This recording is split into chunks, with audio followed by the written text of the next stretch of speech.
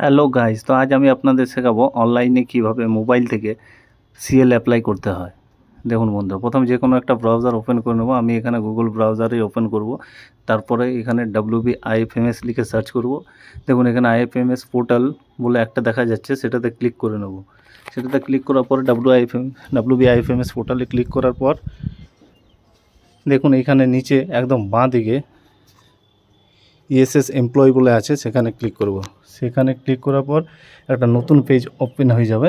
দেখুন এখানে একটা লগ ইন করার জায়গা রয়েছে। এখানে আমরা নিজেদের আইডি পাসওয়ার্ড দিয়ে দেবো। তার আগে দেখুন এখানে থ্রি ডটে ক্লিক করে ডেস্কটপ সাইড করে নেব।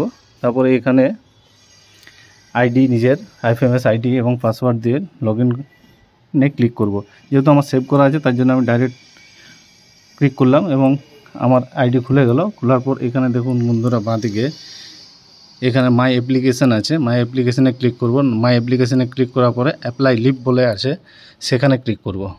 সেখানে ক্লিক করার পর আবার এখানে খুলে যাবে। দেখুন এখানে আপনার আইডি, নাম, ডেজিগনেশন সব কিছু শো করবে। শো করার পরে এখানে দেখুন একদম ডান দিকে চলে আসব। এখানে দেখুন আছে আপনার লিভ ডিপার্টমেন্ট, সেটাকে সিলেক্ট করব। লিভ ডিপার্টমেন্টে এখানে আমরা সিলেক্ট করব লিভ আদার। লিভ আদার সিলেক্ট করার পর এখানে দেখুন আছে একটা অপশান লিভ টাইপ। লিভ টাইপে ক্লিক করব। লিভ টাইপে ক্লিক করার পরে এখানে দেখুন সমস্ত রকমের লিভ দেখাবে। এই দেখুন সমস্ত আছে, আর লিভ সব কিছুই আছে, সিসিএল, সিএল, ইএল সব কিছুই আছে, স্টাডি লিভ। তো এখানে আমরা সিএল অ্যাপ্লাই করব। তার জন্য আমরা সিএলের উপর ক্লিক করব।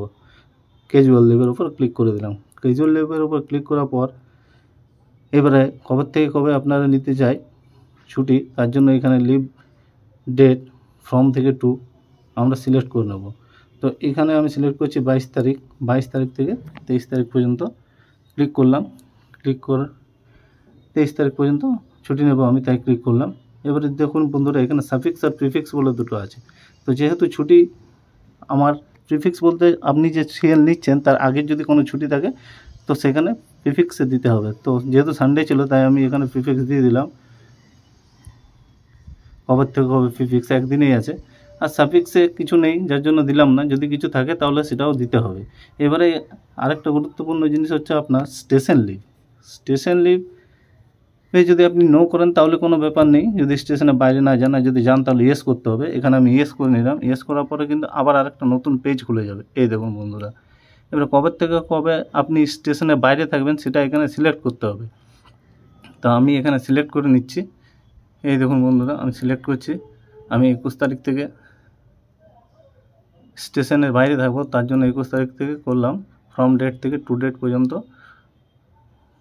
23 তারিখ পর্যন্ত করে দিলাম। যেহেতু বাইরে থাকবো, আমি যাব কোথায়, কলকাতা যাব। তার এখানে আপনাকে জায়গার নামটাও দিতে হবে যে আপনি কোথায় যাবেন। তো আমি কলকাতা যাব, সেহেতু আমি কলকাতা এখানে লিখে দিচ্ছি। এবার দিতে হবে আপনাকে আপনার কন্ট্যাক্ট নাম্বার। তো কন্ট্যাক্ট নাম্বারও আমি দিয়ে দিলাম, এখানে লিখে দিচ্ছি আমার কন্ট্যাক্ট নাম্বার। তারপর সেভ করতে হবে। কন্ট্যাক্ট নাম্বার লেখার পর এই যে সেভ অপশান আছে, এখানে সেভ করে দিলাম। সেভ করার পর এখানে আবার দেখে নেব আমরা লিভ রুলস। সিএলের ক্ষেত্রে এখানে সিলেক্ট করাই থাকে, তাও আমি আপনাদের দেখাচ্ছি। এই দেখুন সিলেক্ট করাই আছে। হ্যাঁ, তারপরে আপনার ডিক্লারেশনে দিতে হবে কী পারপাসে আপনি যাবেন। তো আমি যেহেতু প্রাইভেট পারপাস, এই দেখুন এখানে অপশান আছে প্রাইভেট, মেডিকেল, আদার, প্রাইভেট অ্যাফেয়ার্স আমি দিলাম।